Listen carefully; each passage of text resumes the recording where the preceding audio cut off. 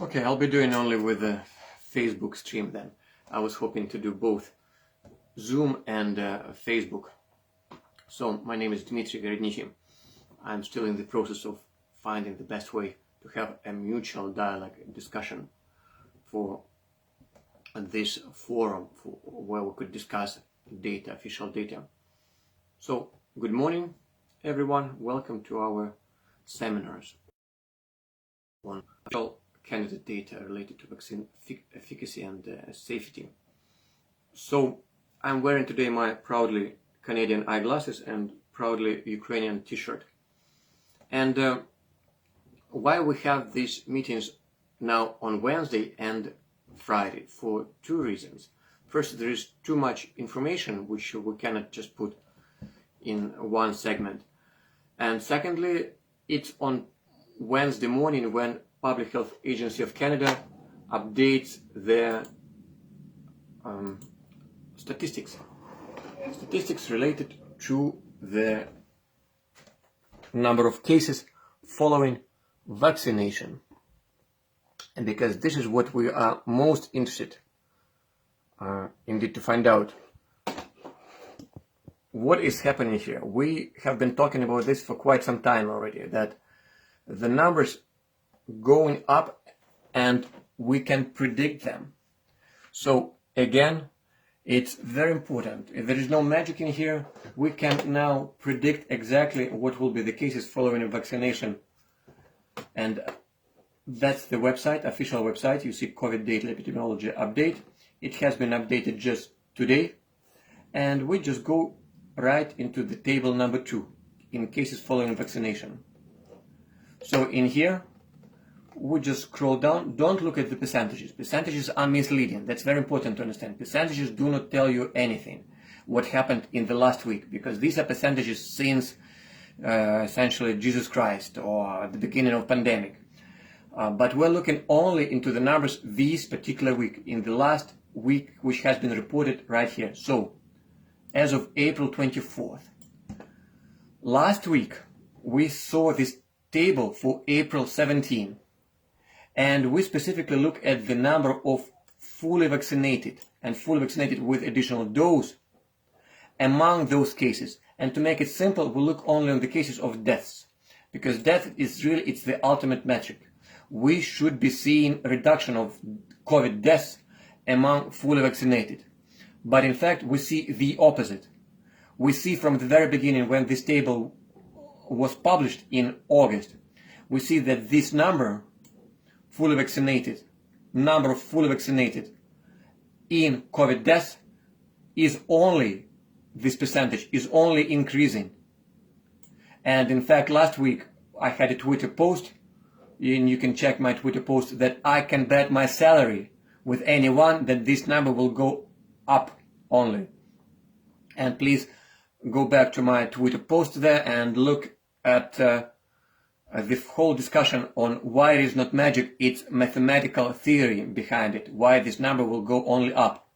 So last week we had less percentage. Now we see we do have 17.6 plus 13.3, which is 30.9. Last week we had 30.3. And for that, you remember, we have a spreadsheet. We have a Google spreadsheet here, and it is shown to you right here. We have the date that was last week, 17th of April, and it was posted on the 3rd of May, right? And so you saw these numbers, 30.2. So 30.2% of all deaths, COVID deaths, were actually of fully vaccinated. And we only look again in these numbers, in these numbers here. Now this week we have new numbers published. So again, in order to get the weekly percentage, you just need to subtract this one from this one. And that's how you get the percentage. And again, this is quite impressive that these numbers are going only up. And to visualize it, we have built a graph which puts all those numbers nicely in a picture. And all these graphs are on our official website, ivim.ca. And we can scroll down here, and these numbers are right here. So you would see the numbers today for the 17th of April were entered actually this morning. So I have prepared for this discussion today. Yesterday I didn't know what the numbers would be, but I have predicted there will be 31, and they are 30.9 there. So if you would go there, you would see the numbers there. Now today we talk about another metric, which is odds of dying, being vaccinated versus not vaccinated. Because very importantly, what they report, this number, all these columns are just the numbers which they're publishing in their table 2. So these are the numbers.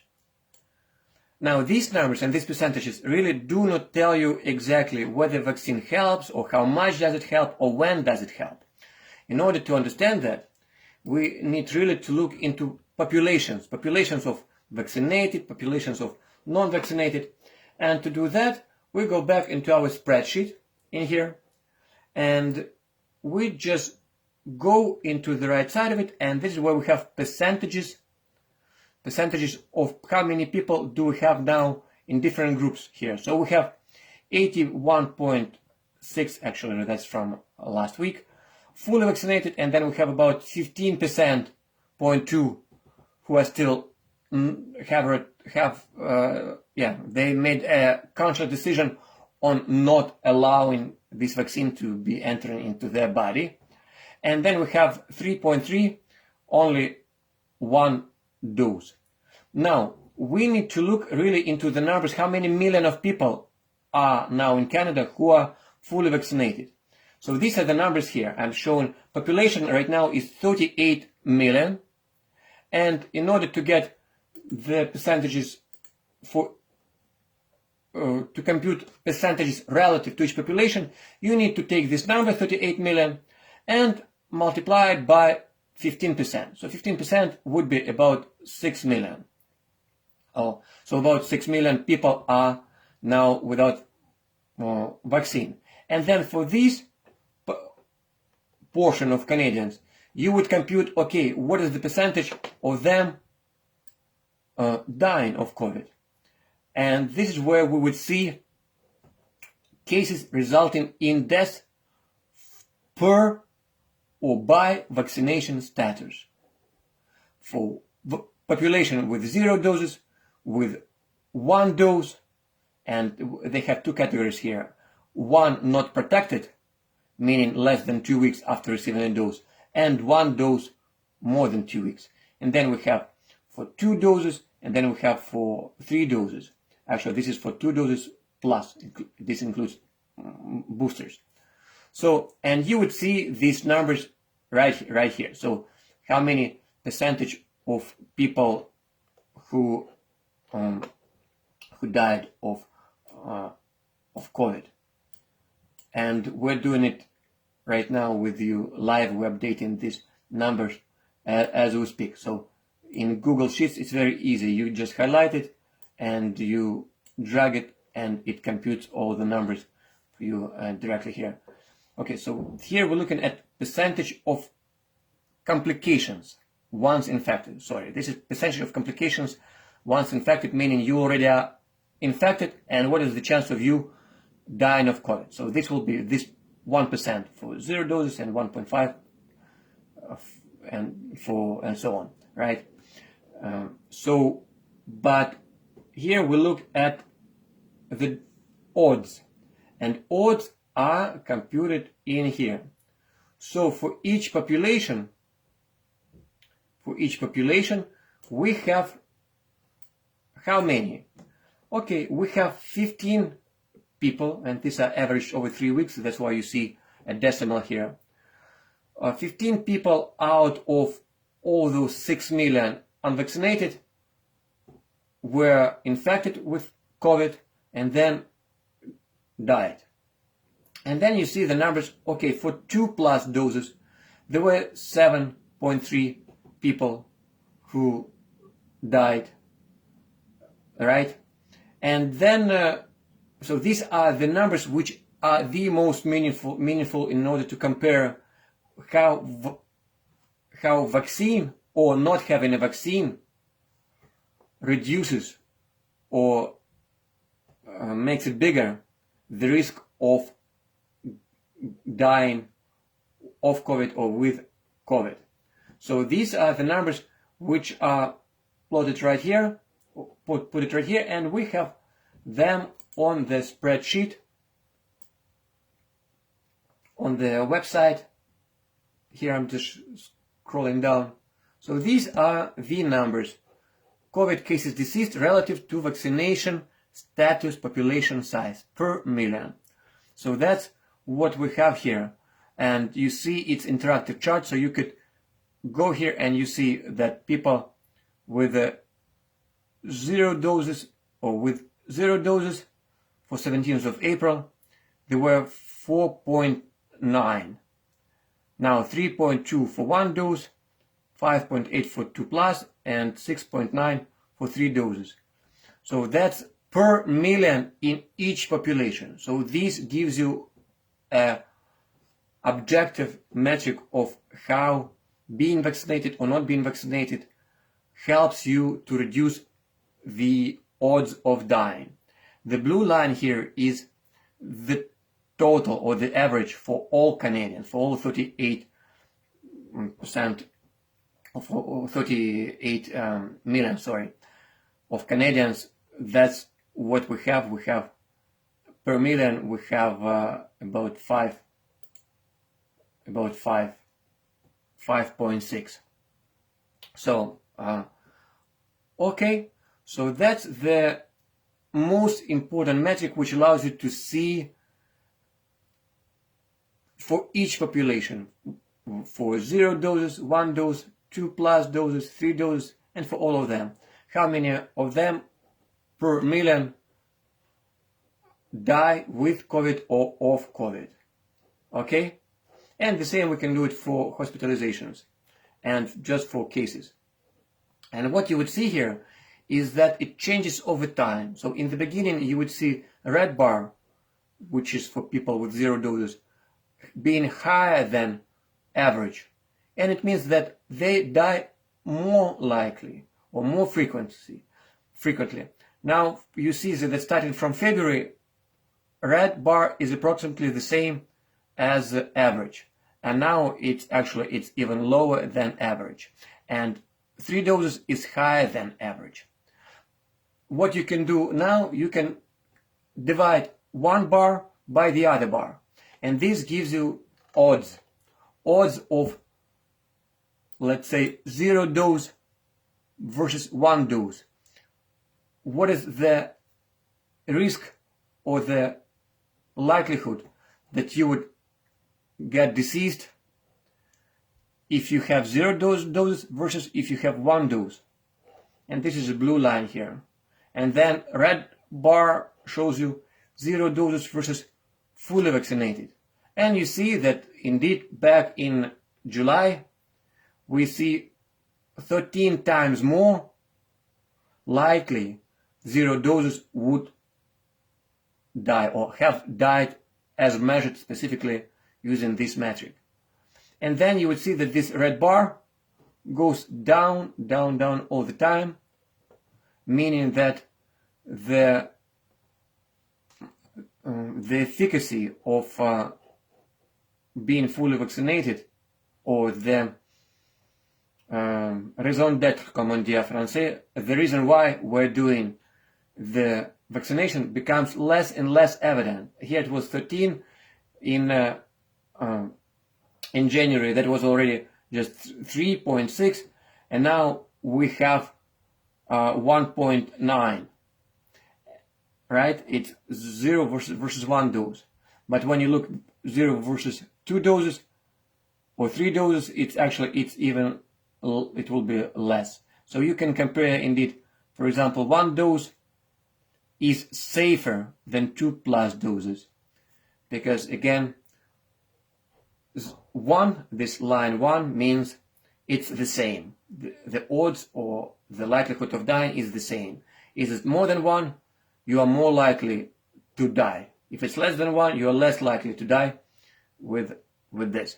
So that's why we made this plot, and this is the summary which has been posted on Twitter this morning, but I posted it without knowing the data which were published today. It was updated on the 10th of May, which is yesterday. So what we see here, we see that effect of the second dose dissipates with time. And this is not a secret. Actually, every official publications mentions this, that vaccines are most helpful for a short period of time. Some call it vaccine-induced short-term protection. So what we see, the effect of the second dose dissipates with time from so it was 5 times more. Now I'm talking about second dose versus 1 dose. So I'm looking here at the green line here, or the green bars here. So we're comparing what is better, what is safer, having 1 dose or having 2+ doses. And it shows you that green in the beginning here, you see it's above 1. It means that 2+ doses here is safer. It helps with a factor of 5. It was helping to reduce number of COVID deaths. And now then you see that it goes down, this green bar goes down, down, down, and eventually it becomes less than 1, meaning that actually it makes it worse. People with the second and plus doses, now they would have twice as many people dying compared to those who have 1 dose. So you see it's less than 1. And we have the same observation now for the third dose. Third dose is in here comparing again to 1 dose. Third dose started in January, and you see it started from about 3 times better.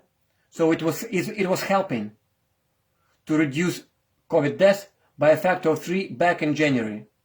And now it was going down, down, down, and now you see this orange is actually less than 1, meaning it makes it worse.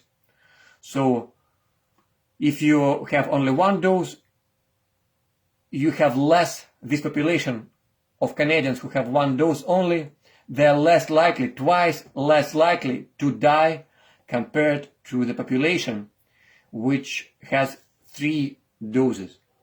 So this is the main conclusion here.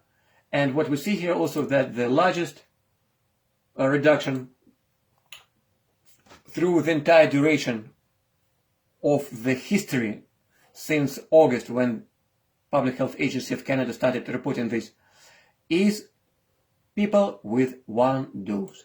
So you would see that when you compare 1 dose to 2 doses, to 3 doses, all those bars are less than 1, meaning that people with 2 doses and 3 doses now more likely, twice more likely to die of COVID or with COVID compared to 1 dose. So that's the answer as of today. Now, the data is dynamic. It changes weekly. And on Wednesday, we normally would just provide a quick update on what has been published today. So that's the table. On Friday, we'll talk more about the entire concept, what we could do as Canadians. And this topic has become the most polarized topic in our society, and not only in Canada, but all over the world. Vaccine, do we need to continue administering them? Do we need to stop them? And I hope the data would allow to bridge the gap, the divide between these 2 conflicting camps, and would allow essentially to people who have only 1 dose to get back to normal life, because it is evident from the data that people with 1 dose are safer. They also transmit less. There are less cases for people with 1 dose, less cases for people with 0 doses. Again, and now this is relative by population. So when you divide all Canadians, 38 million of people, into 4 different groups, 0 doses, 1 doses, 3 doses, 2 doses, you can see which of those groups pose the highest risk of getting infected, of getting hospitalized, and of getting died. And you see the data is dynamic. So what we have now, starting from January, is very, very different from what we had before January. So essentially, of course, all policies which were built back before October, now essentially they should be the opposite, I would say, if looking at this data. Because again, now it's the people who are vaccinated with 2 or more doses which pose the highest risk to the society. Unless they keep getting boosted every maybe 4 weeks. But what we have indicated again, that every booster dissipates faster. So you would see it, the second booster or the third or first booster or third dose, it goes down faster. So if you have fourth booster, maybe it will help for 1 or 3 or 4 weeks, but then again it goes up. But if you stay just with 1 dose, you are well better off compared to others. And now people with 0 doses, actually they have advantage compared to people with 3 doses in particular. So I hope this answers the question, and we will discuss on Friday more about the larger picture not just about Canada, but in general, why this is happening, who is behind this scheme. We talk about Karl Marx, Lenin, Hitler, and maybe some other greatest genius, evil or bad or good geniuses of the 21st century, who have made all this change in our society happening. Thank you everyone for watching. I wish you use this opportunity again to connect with people who are not on the same side of this discussion. We're trying to keep it but non-partisan. Always I'm saying I do not support either conservatives or liberals. I'm not talking to rebels. I'm not talking to preachers. I'm talking to everyone. I'm looking only at the data, the same data. Sometimes it supports one group of people or one part of the debate. Sometimes it supports the other part of the debate. Now, when I hear from our, let's say, upper management or from ministers that we should not be discussing this, that we should be kept quiet or silent on that, then of course it becomes very strange. But in contrast, if we allow this discussion, if we allow showing the data and having a live discussion, then I think many answers would be answered, many questions will be answered much faster. Thank you everyone for watching. I'll see you on Friday.